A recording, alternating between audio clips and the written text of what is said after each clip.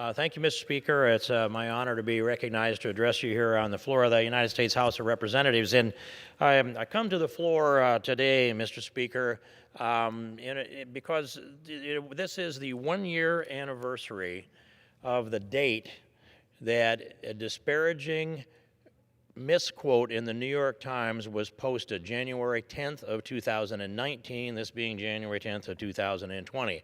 And I'm hopeful that this new year we have, 2020, will bring about some clarity of vision on the part of my colleagues, the American people, and I don't know that I have as much hope for the press. But this day, a year ago today, I was misquoted by the New York Times. And the Times alleged that I had used three terms and asked, why does that language become offensive? Well, the truth is that it was a 56-minute telephone interview, a call on my cell phone. I didn't have a way to tape it, but I have a practice over the years. I've done interviews with about any kind of medium I can think of, and if I don't have a means to tape what I say to them, I make it a point not to repeat anything or say anything that I haven't already said to the press. That way, there's nothing new out there for them to take and manipulate it in the article. Well, when that phone rang that morning on would be the 5th of January 2019, if that's a Friday morning, about 8:35 in the morning, I took the call. And I would have preferred to have done it in the office, but sometimes you need to get some work done and move on to other things, and that was part of the incentive.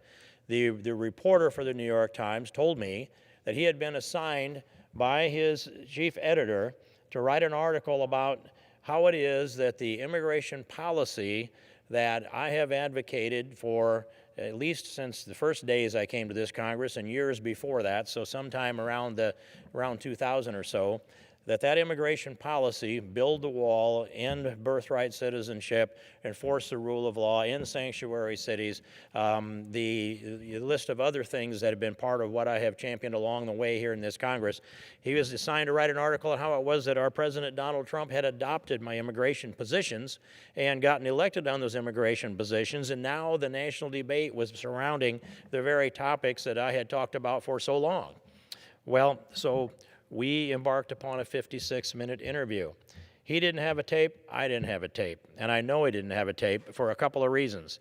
One of them was, on an occasion or two, he asked me to carefully repeat the statement I had made so that he could type it down and get it accurate. That told me that's the ones that he's going to quote. It wasn't the one of controversy, however.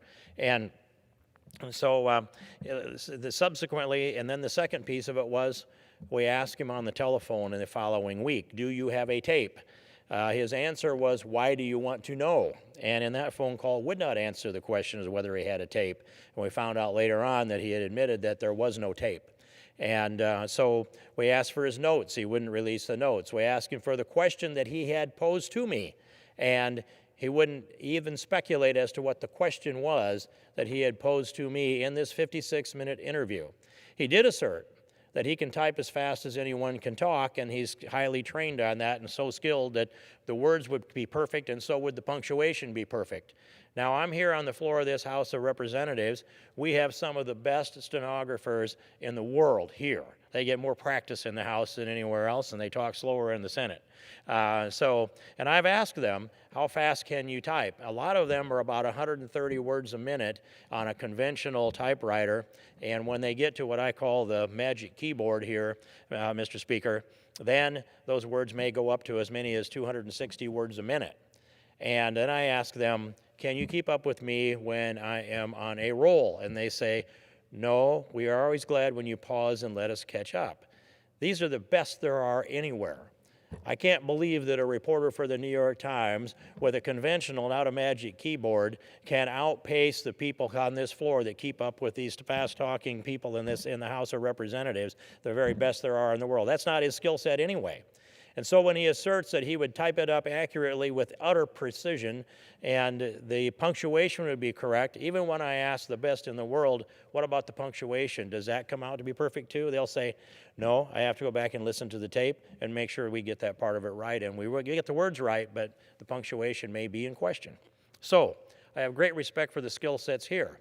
I do not respect the response that he gave in defense because it is not believable that a reporter can be on a telephone on the other end typing at a speed that can, with the kind of precision necessary to settle the kind of cases that we have here. Nonetheless, when that story came out on the 10th of January, things blew up here in this Congress, and I immediately put out a statement that should have shut all that criticism down. I put it out with clarity. I clearly rejected more emphatically than anyone in this House of Representatives has, including the resolution that passed the following week, more clearly than anyone else has, the idea of the odious ideologies of white nationalism and white supremacy.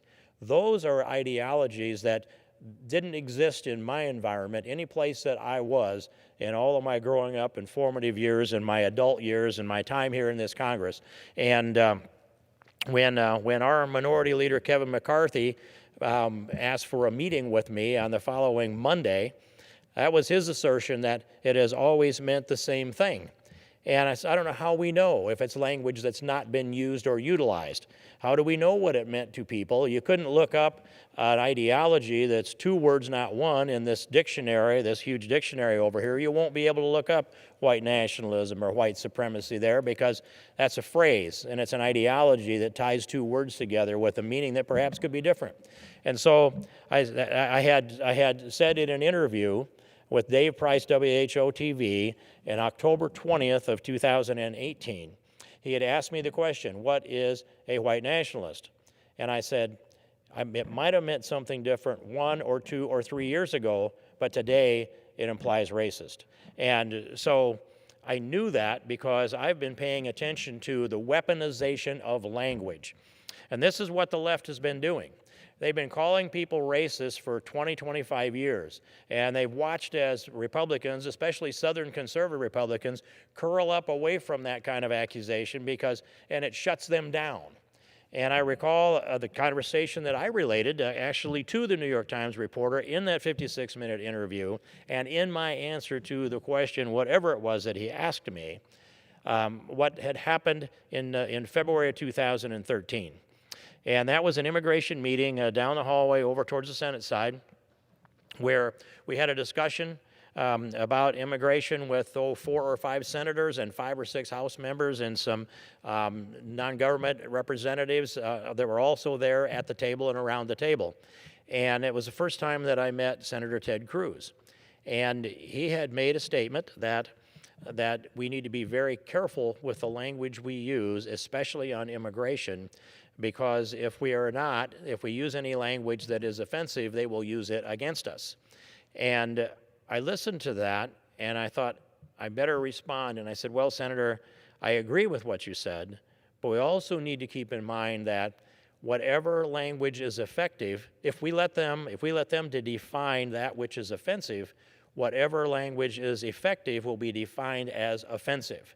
And I waited for his answer, which was essentially a nod, which I took to mean an agreement with me, and I believe it was, because it was certainly a logical statement and it was objective. So I set this up this way, Mr. Speaker, so that when I lay out this case, it's going to be clearly understood by all who are paying attention, and that says I'm just going to take the term white nationalist. That's what Kevin McCarthy was so concerned about, and believing that it confirmed some kind of a hidden ideology in me that no one had been able to discover in personal contact with me, that had been discovered by the New York Times reporter over the telephone. And he argued that the response I gave, that it might have meant something different 1 or 2 or 3 years ago, exposed that I didn't know that it was a negative connotation that had to do with white nationalism, that somehow or another he signed another belief system to me, which is what generally the left does. And so I asked for 24 hours to disprove this. He said, you've got 1 hour, and walked out of the room. 1 hour. Well, it takes a lot of digging. I disproved it clearly, but not in an hour. So what I have here that I'd like to show you, Mr. Speaker, is this.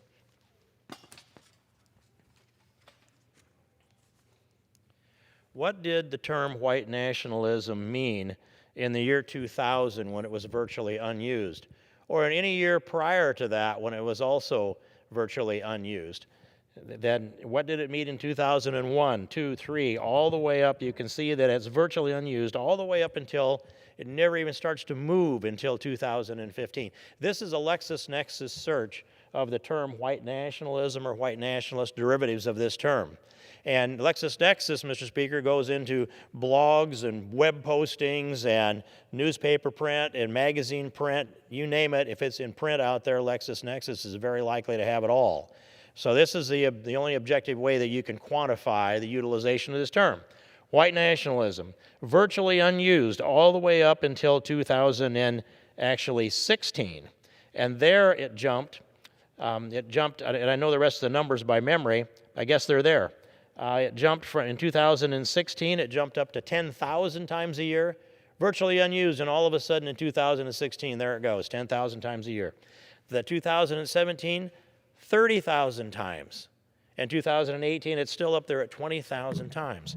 Now, how did it happen that a terminology that had been virtually unused all of a sudden became used in multiple times, up to 30,000 times a year, when 100 to 200 times a year is this virtually unused definition down here? And how did it happen that this is the word that gets tagged on me?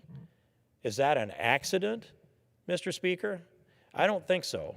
And in fact, any objective person looking at the data couldn't come to that conclusion either. So this is the annual utilization, virtually unused up until 2016, then to 10,000 times a year, then up to 30,000 times the next year, and still at 20,000 the following year.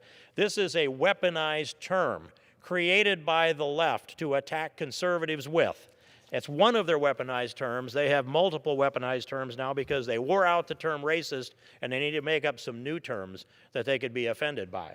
And so in this one, it shows, so how did this happen that 2016 was the year that the term white nationalist was used 10,000 times in that year?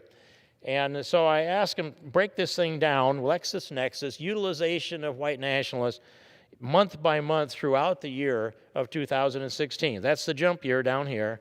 So here's the data. From November and December, it's down here used a little more than perhaps you would say. You could still call it virtually unused, but there's a little blip in August.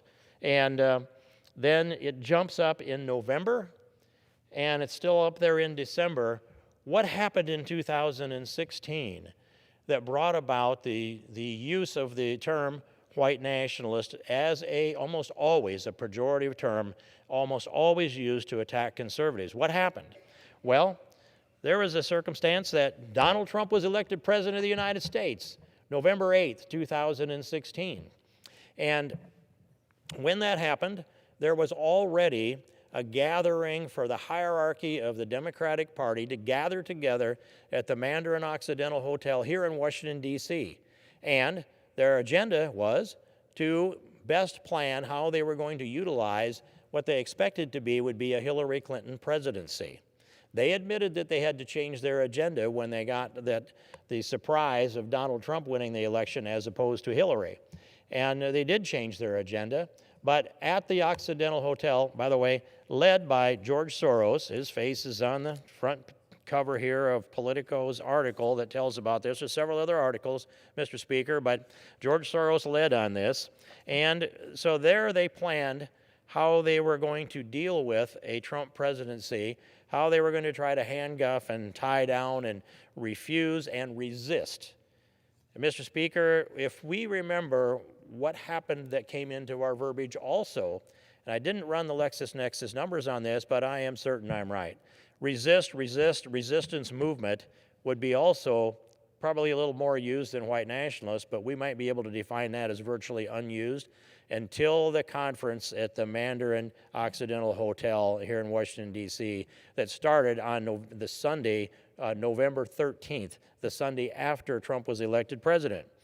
And there they planned how they were going to deal with the Trump presidency, how they were going to handcuff him, tie him down, resist. The resistance movement was born in that hotel by Democrat leadership led by George Soros and no doubt funded by George Soros, and the executive director position is that was managing over all this was as a Soros, former Soros staff person. So they planned the resistance movement, and out of that also came some words to be weaponized: white nationalist, white supremacist, Nazi, fascist. That's what I was talking about in my interview with Trip Gabriel, as what had happened to weaponized language and how it was being used, assigned to people. We should never forget that we have the left in this country in particular, and I hope it's to a lesser degree, and I believe it is from the other side, assigns a belief system to people and then attacks them for the belief system that they have assigned. And they use the words that they've been assigned to use to assign to people for the belief system that they've assigned. And so what we have is virtually unused white nationalists here throughout all these years until we come to 2016. And then we have the events of November 13th, 14th, 15th, checking out on the morning of Wednesday, the 16th of November. That was taking place at the Mandarin Occidental Hotel. Clearly, somebody said, we're going to start using white nationalists against conservatives. Get to it. And they were at it while they were in the hotel, and it showed up with some 5,000 times in that little window of time there. That's now, if you wonder, well, maybe I'm not right on the date, Mr. Speaker. So I had them break down the month of November of 2016. And here's the month of November, the first, second, kind of virtually unused, under 100 times in any given day, until you get to, they checked in here the 13th of November, and zing, all the way we go up here to the top and back. This peak right here represents the times that they were in that hotel making the decision and activating the weaponization of a number of terms, but certainly the term white nationalism. And so they all knew what they were doing. They were in that hotel and they knew what they were doing.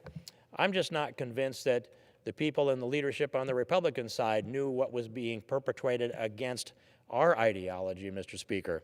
And because it seemed as though a number of my own leadership decided that they were going to jump on the bandwagon too, with no chance for self-defense. And I would reflect that, even if you go back through all of Christianity, if you go back through Judeo-Christianity, if you go back through Western civilization, if you go back through the foundation of American culture and civilization, you can go back to Jesus, you can go back to St. Paul. Everybody accused had a right to face their accusers and had also the presumption of innocence until proven guilty.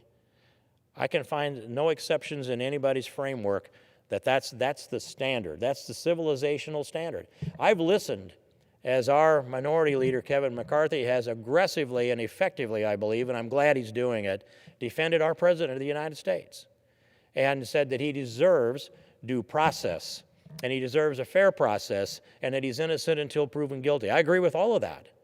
But Kevin McCarthy doesn't seem to agree that that should be in a manner that I would be treated. I believe I deserve due process and I deserve innocent until proven guilty. And I would point out that there is no evidence to make the case against me. No evidence, no real evidence. I have put out the fact-check document. It's on my website. It went on in March of last year. No one, it's about 6 pages, no one has poked a hole in any of that rationale. And here's another no one, Mr. Speaker. Even though Brett Kavanaugh had about 6 or 7 or so accusers, and I believe Brett Kavanaugh was unjustly accused in every one of those cases, but at least he had an opportunity to face his accusers, and and at least one of them came forward to testify and could be examined by the panel of the Judiciary Committee that was there. Brett Kavanaugh, I believe, was exonerated from those charges. He's now seated on the United States Supreme Court, and I believe that he will go on to be a stellar justice on our United States Supreme Court. But he had a chance to face his accusers, and he had them. And in my case, Mr. Speaker, not only do I have a chance to face my accusers, neither do I have the presumption of innocent until proven guilty, but on top of that, I don't have any accusers. not one of the tens of thousands of people that I have dealt with face to face in my years in public life, roughly a quarter of a century in public life. We've been in construction business dealing with people clear back to 1975. There's not one individual that's come forward and said that I have treated them in any kind of disrespectful, disparaging, or racist way of any kind whatsoever. I don't have an accuser to face, not one, unless it might be hearsay, and even the hearsay doesn't seem to be out there. This is the analysis of the weaponization of language and the eager embracement of it by my own leadership, who's denied me any due process. And so here I am, the fourth member of Congress in all of history to be removed from my committees. Only the fourth, Mr. Speaker. And the other three, fairly modern history, James Traficant, who stood on this floor and said, "Beam me up, Scotty." He was convicted of something like 9 different federal felonies, and he ran for re-election from prison. And we lost a couple of Republicans in this Congress, one from Buffalo and one from California, either convicted or confessed of federal felonies. I regret that. But that's 3 of 4 are federal felons. And then there's me. I'm treated like a federal felon by my own leadership in this House of Representatives because somebody called the hit from up the chain above them. And they decided that they needed to do that under the command of the individual or individuals that called that hit. So only 4 people removed from all their committees in the history of this Congress. 3 are either convicted or confessed federal felons. And there's me, and there's not even a rule that I violated, let alone a law, let alone a federal violation, a felony. To be treated like a federal felon by my own leadership for a made-up story that doesn't hold up cannot hold up under the scrutiny of history, and it must be rectified. And so, on top of that, I've heard our esteemed minority leader say that there's no constitutional charge against Donald Trump for impeachment, that they're made-up charges on the part of the Democrats, and that it's either treason, bribery, high crimes, or misdemeanor, and the president has violated none of those. And I agree with him. That's true. None of those reasons for impeachment of a president exist in the activities that have been examined here in this House of Representatives, even down in the secret bunker of Adam Schiff's. Don't exist. So they made up a couple of charges. And one of them was obstruction of Congress. And the other one was about putting our nation at risk. Well, that's a judgment call, and I think the president made the right judgment call on Soleimani. He's made a lot of right judgment calls up and down the line. But because you disagree with the president is not a reason to impeach him. There's no statute, no law, no rule that the president is guilty of, or at least been proven to be guilty of. There's no substantive information that supports that allegation. They impeached the President of the United States in this House of Representatives on the 18th of December because they don't like Donald Trump. And in part of what they cooked up in the Mandarin Hotel on the following week after he was elected president in 2016. Those are some of the reasons. The biggest reason is they need a shield from prosecution and the investigations of prosecution that are taking place now in the Department of Justice and the FBI, looking into the weaponization of our federal government for political purposes, for going in and misrepresenting information to the FISA court, for perhaps duping a FISA judge, or maybe having a FISA judge that should have been a little more alert. How many times did James Comey sign a FISA request when he knew the information was false? You can go on and on. If that comes forward, and indictments are brought forward on that, that's going to crush the other side. They need this as impeachment as a shield, and that's the biggest reason why they decided to move forward. But I believe the foundation was laid in that Mandarin Hotel on that weekend starting on Sunday, the 13th of November, 2016, and concluding on Wednesday when they checked out that morning. I believe that's when much of this strategy was put together, and I would go further, Mr. Speaker, and that is that we had the Mueller investigation that tied this country up for nearly 2 years. And the strategy on that, I believe, was discussed in that hotel room. It's just too close to the pattern of the things that flowed out of there that we do know of. And We know from the own words of James Comey that he went in to interview the president, to brief the president on whether or not there was an existence of an investigation that the president was under. And out of that, he typed up his notes and handed them over to a professor at Columbia University with the directions or understanding that they would be leaked to the New York Times, with the objective of the leakage of those notes that were written up by James Comey was to bring about a special counsel to investigate Donald Trump for alleged nefarious activities in Russia, and that the special counsel was to be Robert Mueller. All of that was known before James Comey went in to brief Donald Trump. All that was known before to James Comey. As that flowed out, and Mueller is named as the special counsel, we went then through 2 years, and we had the investigators that went from 13 up to 18, built-in bias in most of them and perhaps all of them, and they came up empty. And that was about the 7th of May of last year. Then they had to look for another reason to impeach this president. They thought the Mueller report was going to do it, and it didn't. They couldn't make the case. They tried, and afterwards some of them tried again. They tried to resurrect it again and again. Finally, okay, their house of cards on the Mueller investigation collapsed, and they had to come up with something new. Well, then there's the phone call of July 25th of last year, which I've read through the transcript of that multiple times, Mr. Speaker.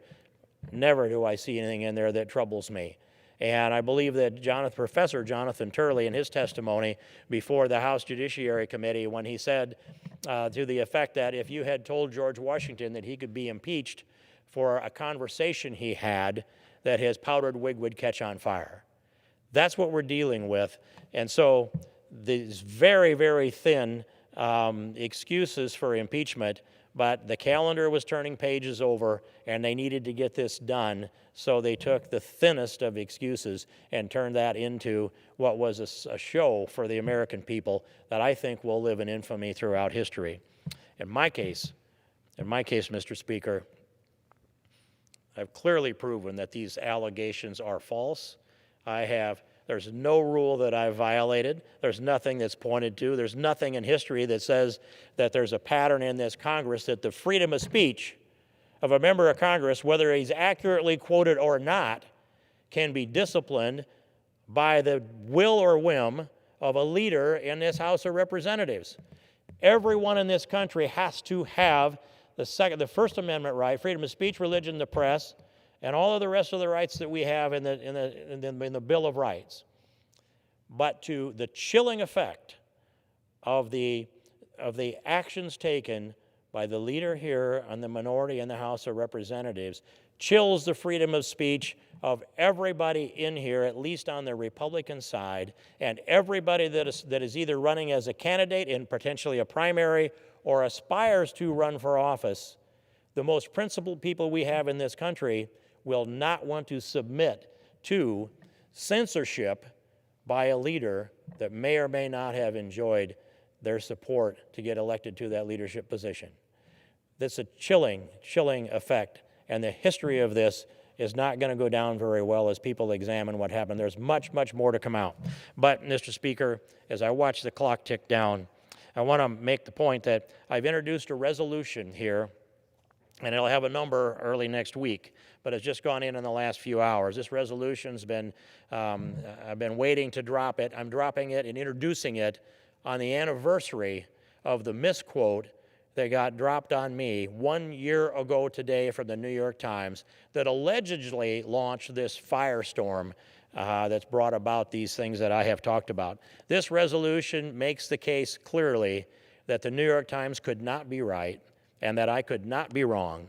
And the balance of this was people wanting it to be true, and so they wrote it up so it is. This disproves the New York Times quote, and additionally, Mr. Speaker, I delivered that quote on the floor of the House of Representatives the following Tuesday in the fashion that I would have said it if I had actually said it. In other words, I would never tie together white nationalism, white supremacy, and Western civilization.